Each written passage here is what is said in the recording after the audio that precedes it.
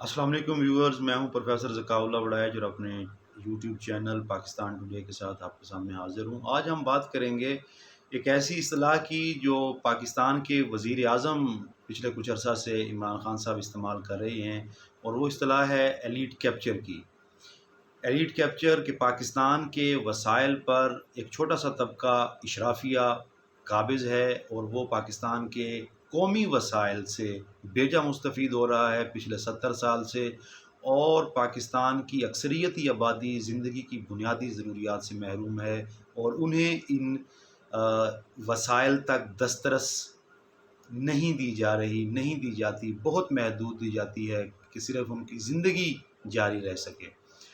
ये बात बहुत अहमियत रखती है उस वक़्त जब मुल्क का वज़ीर आज़म ये बात करता है। जो मुल्क के चीफ़ एग्ज़ेक्टिव हैं वो ये बात कर रहे हैं कि मुल्क के उस इनका मुल्क जो है, जिस मुल्क के वो सरबराह हुकूमत हैं, वो मुल्क एलीट कैप्चर का शिकार है। ये इंतहाई चशम कुशा जो बात है, जब वो एक मुल्क का वज़ीर आज़म ये कह रहा होता है, तो फिर उससे बढ़कर उस बात की ऑथेंटिसिटी, उस बात की हक्कानियत में क्या कमी रह जाती है। न सिर्फ इमरान खान साहब ने ये बात की है, बल्कि अप्रैल 2021 के अंदर यूएनडीपी, अक़वाम मुत्तहिदा का जो तरक्की का इदारा है, उसने एक रिपोर्ट जारी की अप्रैल 2021 के अंदर, जिसे नेशनल ह्यूमन डेवलपमेंट रिपोर्ट कहा जाता है। और उस रिपोर्ट के अंदर यूएनडीपी ने रिसर्च की और ये एक फ़िगर दिया कि पाकिस्तान की मईशत में से हर साल 17.4 अरब डॉलर, यानी जो तकरीबन पाकिस्तान की करेंसी के मुताबिक 27 खरब साढ़े साठ अरब रुपए बनते हैं। 27 खरब साढ़े साठ अरब रुपए पाकिस्तान की कौमी मईशत में से हर साल सिर्फ़ पाकिस्तान की ये जो छोटा सा इशराफिया तबका है, इनको मराआत के अंदर दिया जाता है। पाकिस्तान का इशराफिया हर साल मराआत में कौमी ख़जाने से 17.4 अरब डॉलर या 27 खरब साढ़े साठ अरब रुपए हासिल करता है कौमी ख़जाने से। और ये बहुत बड़ी रकम है, ये बहुत बड़ी रकम है। और ये रकम जो है, सिर्फ़ पाकिस्तान का वो तबका जो पाकिस्तान की कुल आबादी का चंद फ़ीसद है, वो हासिल करता है पाकिस्तान के कौमी ख़जाने से। और 90% से ज़ायद पाकिस्तानी जो हैं वो वसाइल की कमी और जो है बजट की कमी और जो है ना, इसका जो है वो शिकार बनते हैं हर साल।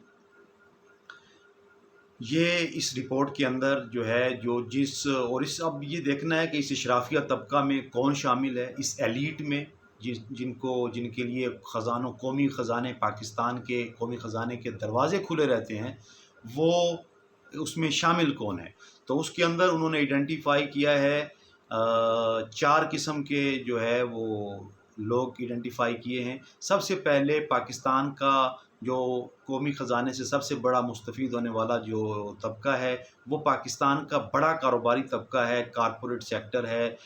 बड़े बड़े सनअतकार और बड़े बड़े जो है सरमायाकार हैं,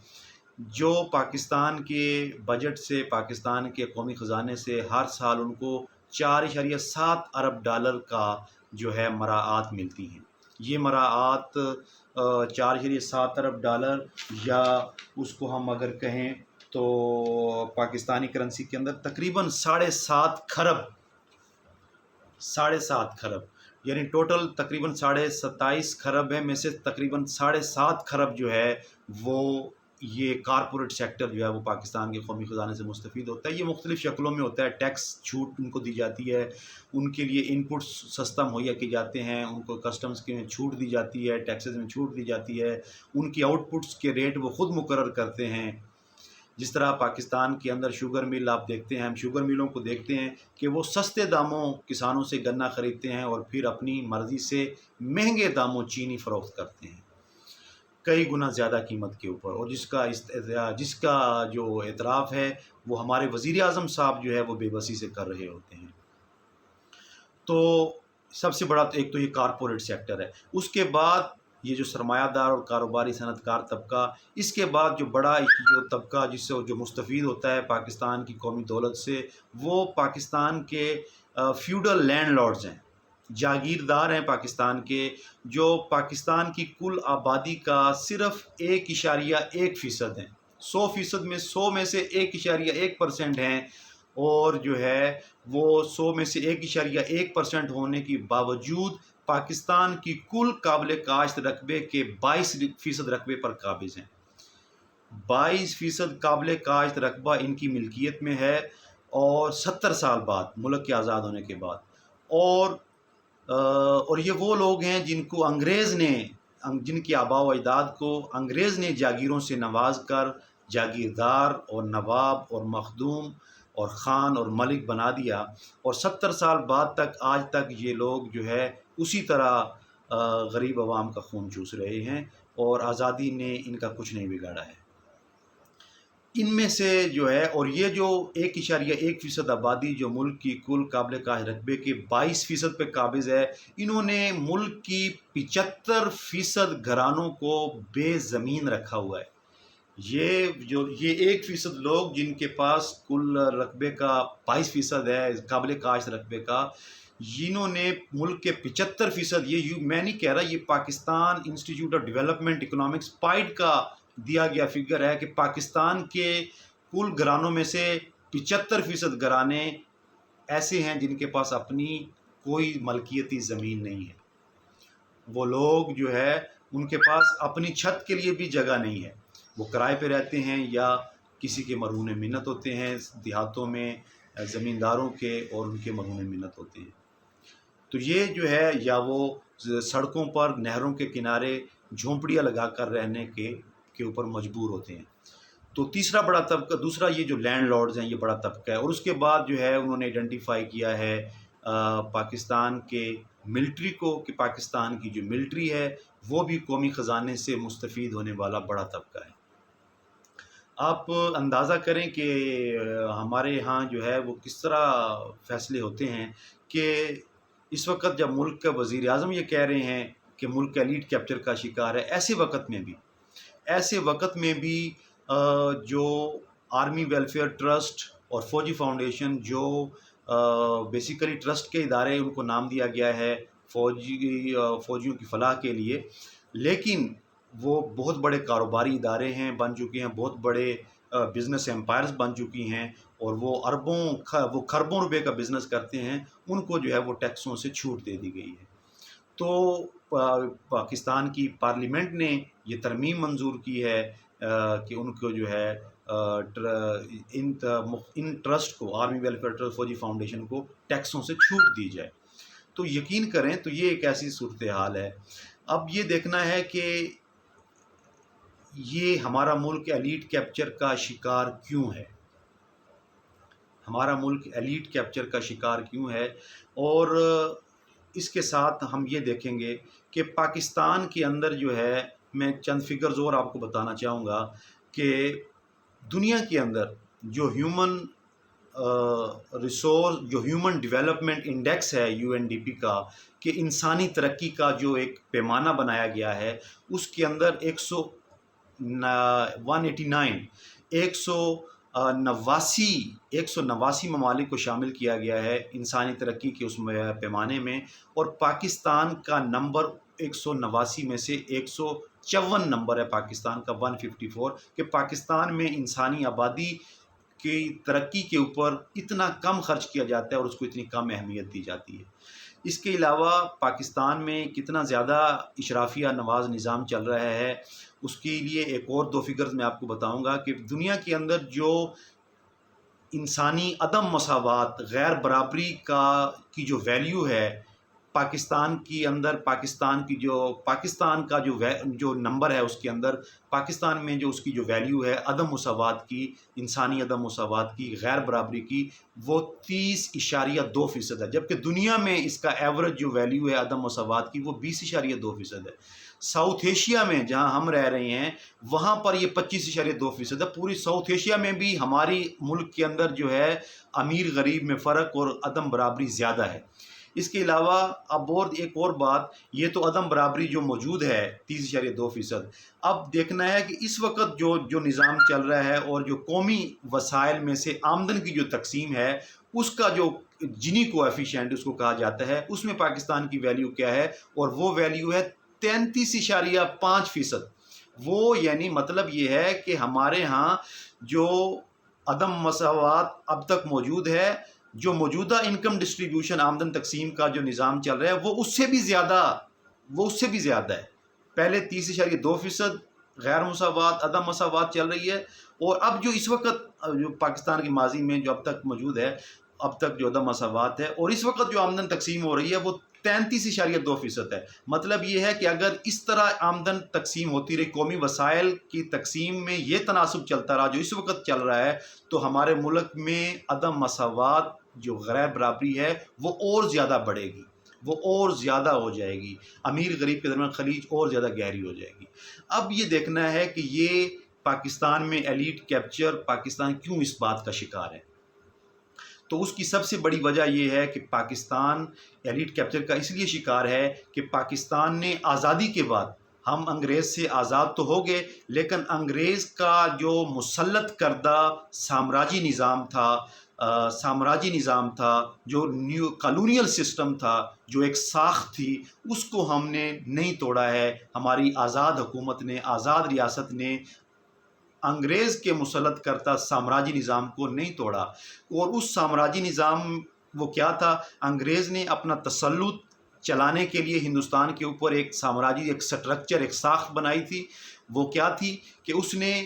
ایک مخصوص طبقے کو، چھوٹے سے طبقے کو، اپنے وفادار طبقے کو جاگیروں سے اور جو ہے وہ مال و دولت سے نوازا تھا، بڑے بڑے عہدوں سے نوازا تھا، اور ان کے ذریعے سے ہندوستان کے اوپر اپنا سامراج اور اپنا تسلط وہ انگریز نے قائم کیا ہوا تھا۔ ہم آزاد تو ہو گئے، لیکن ہم نے آزادی کے بعد انگریز کا بنایا ہوا وہ سامراجی نظام، انگریز کے نوازے ہوئے وہ انگریز کے وفادار، ان کو ہم نے اسی طرح مراعات دیتے رہے۔ ہماری آزاد ریاست اور حکومت اسی طرح ان کو مراعات دیتی رہی، اسی طرح ان کو ریاست جو ہے وہ تحفظ دیتی رہی، اسی طرح وہ جو ہے وہ غریبوں کا خون چوستے رہے۔ کوئی بھی ملک ہے جب وہ آزاد ہوتا ہے یا وہاں پر انقلاب آتا ہے تو اس کے اندر ضروری ہوتا ہے کہ وہ غلامی کے دور کی جو زنجیریں اور غلامی کے دور کا جو سامراجی نظام ہے اس کو ختم کر دیا جائے۔ جس طرح چین کے اندر 1949 میں انقلاب آیا تو چین اس کے فوراً بعد وہاں پر لینڈ ریفارمز، زمینی اصلاحات کی گئیں، اور جاگیرداروں سے زمینیں لے کے، بڑے بڑے لینڈ آنر سے غریب جو مزدور اور کسان ہیں ان کے اندر زمینیں تقسیم کی گئیں، اور وہاں پر مساوات قائم ہوئی۔ انڈیا جو ہمارا ہمسایہ ملک ہے وہ بھی ہم سے بہتر ہے، وہاں پر بھی عدم مساوات کا حال ہم سے بہتر ہے، انہوں نے بھی لینڈ ریفارمز کی۔ پاکستان میں آج تک لینڈ ریفارمز کامیاب نہیں ہوئی، اور وہ جو انگریز کا نوازا ہوا چھوٹا سا جاگیردار طبقہ تھا وہ اسی طرح جاگیروں پر قابض رہے، وہ ریاستی زمینوں پر اسی طرح قابض رہے، اور اس کے ذریعے سے غریبوں کا استحصال جو ہے وہ کرتے رہے۔ اور اس کے اوپر بالائے طاق یہ کہ یہ پاکستان کا جو چھوٹا سا جو طبقہ ہے جس میں جاگیردار اور سرمایہ دار شامل ہیں، یہ پاکستان کے سیاسی نظام پر بھی قابض ہو گئے۔ مالی وسائل تو ان کے پاس تھے،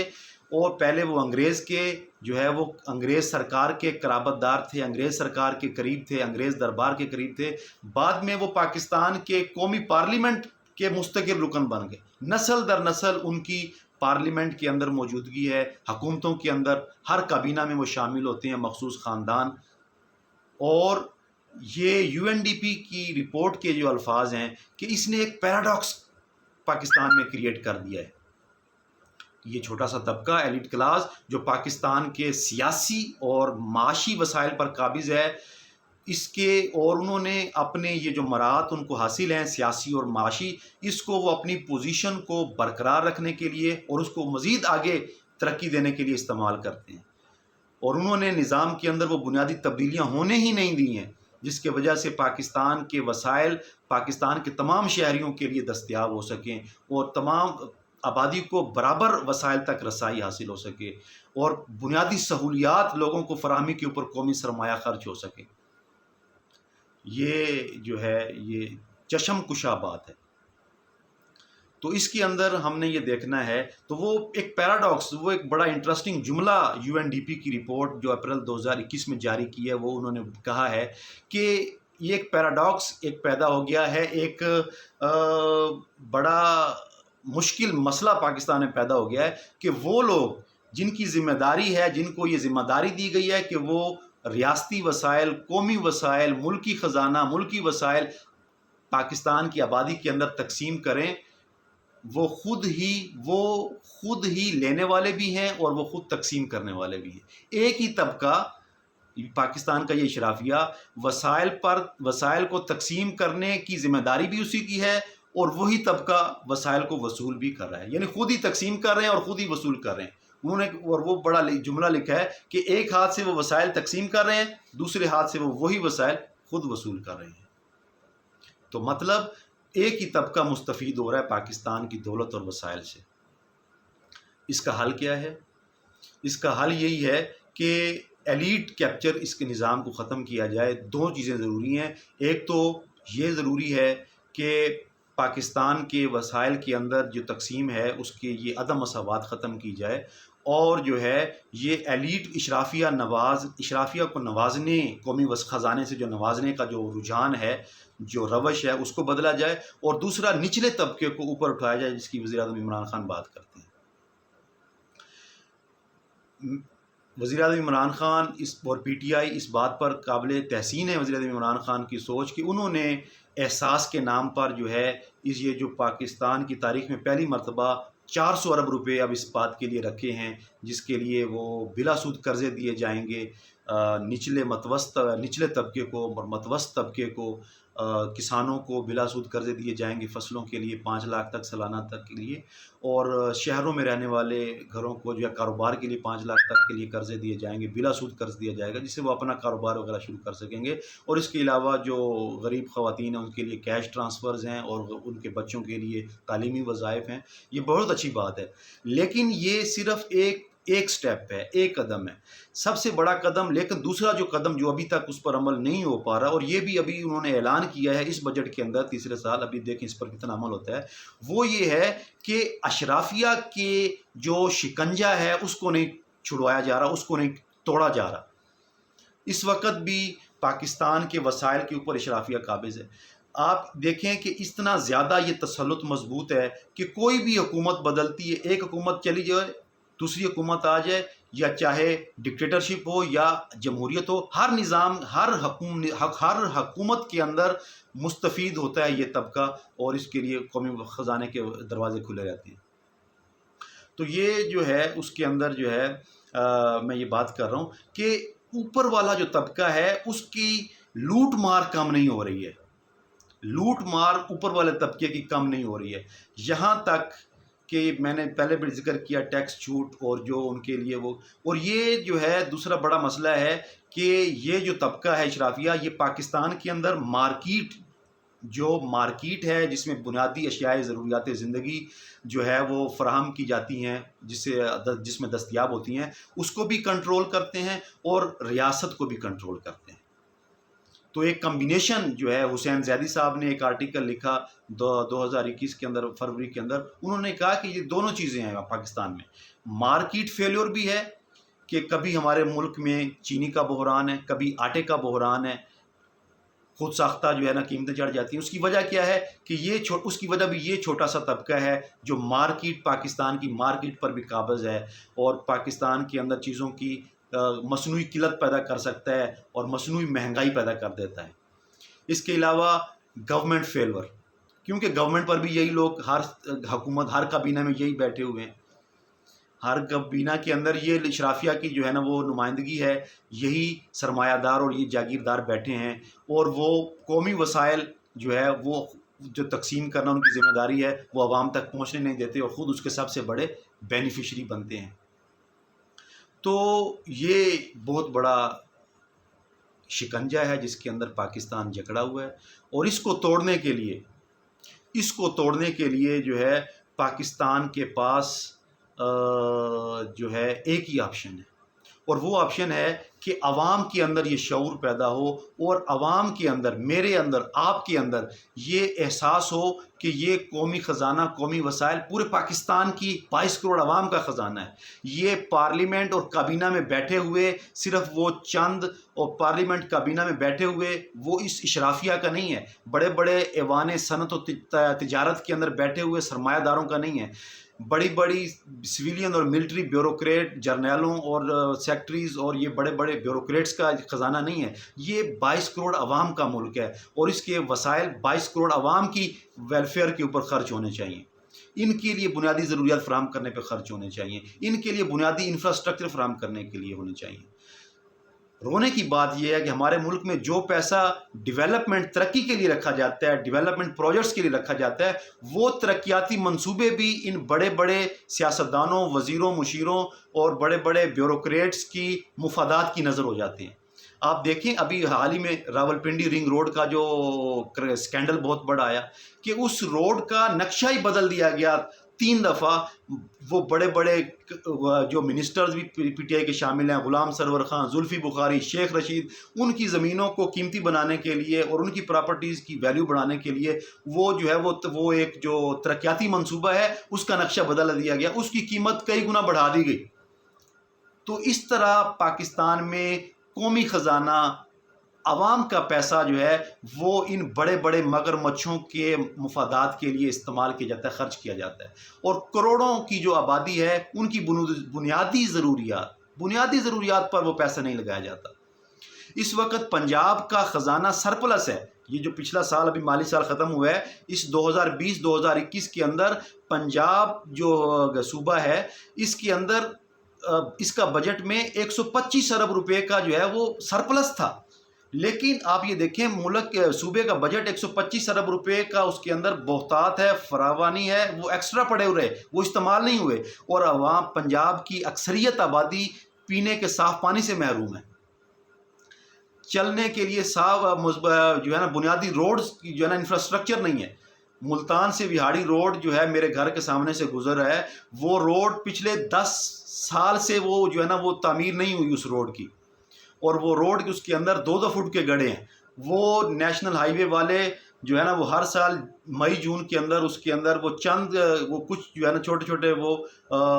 جگہ پہ وہ مٹی ڈال کے یا بجری ڈال کے وہ گڑھے بند کرتے ہیں، لیکن وہ روڈ ابھی تک سنگل روڈ ہے، اتنا زیادہ رش ہے، لیکن وہ روڈ اس کو ڈبل، اس کو 1 وے نہیں کیا جا سکا۔ کئی سالوں سے ہم سن رہے ہیں کہ پبلک پرائیویٹ پارٹنرشپ اسکیم کے تحت اس کی منظوری ہو چکی ہے، لیکن تاحال اس کے اندر جو ہے نا وہ گورنمنٹ نے اس کے لیے فنڈز ریلیز نہیں کیے، جو بنیادی جو گورنمنٹ اپنا شیئر ریلیز کرتی ہے۔ تو یہ ایک وہ المیہ ہے۔ اسی طرح اب جو ہے گجرات کے اندر ابھی یہ جو جی ٹی روڈ کو شہر سے منسلک، انڈسٹریل ایریا سے منسلک کرنے کے لیے جی ٹی روڈ کے ساتھ وہ ایک لنک روڈ بنایا جا رہا ہے اور ایک فلائی اوور بنایا جا رہا ہے، اور اس کے اوپر وہ 3 ارب روپے لگائے جائیں گے۔ لیکن دلچسپ سٹوری یہ ہے جو وہاں کے لوگوں کو معلوم ہے، وہ یہ ہے کہ اس لنک روڈ کے ساتھ جو ہے ملحقہ چودھری پرویز الہی جو ہے انہوں کی فیملی نے 500 ایکڑ زمین خریدی ہے، اور یہ جو دونوں پروجیکٹس ہیں، یہ مونس الہی جو ایم این اے ہیں پی ایم ایل کیو کے، پرویز الہی صاحب کے بیٹے، انہوں نے پرپوز کیے ہیں۔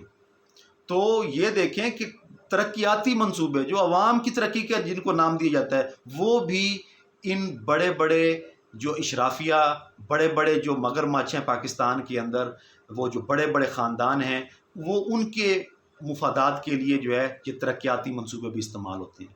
تو اس کا یہ توڑ کب ہوگا، ہم کب اس چنگل سے نکلیں گے، پاکستان کی عوام کو بنیادی ضروریات زندگی کی کب مل سکیں گی، بنیادی سہولیات کب مل سکیں گی، وہ اس وقت ہوگا جب میں اور جب آپ اس کے لیے مطالبہ کریں گے، حکمرانوں کو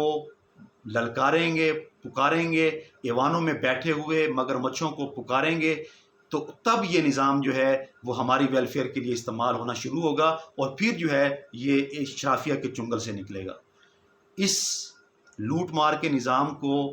للکارنے کے لیے، چیلنج کرنے کے لیے آپ کو تیار ہونا پڑے گا۔ میں اس نظام لوٹ مار کے نظام کو چیلنج کرنے کے لیے تیار بیٹھا ہوں. آپ اس نظام کو چیلنج کرنے کے لیے تیار ہیں؟ میرے اس پروگرام پر اپنے کمنٹس ضرور دیں، اپنا فیڈ بیک دیں، اور اس کو چینل کو سبسکرائب کریں، شیئر کریں. بہت شکریہ.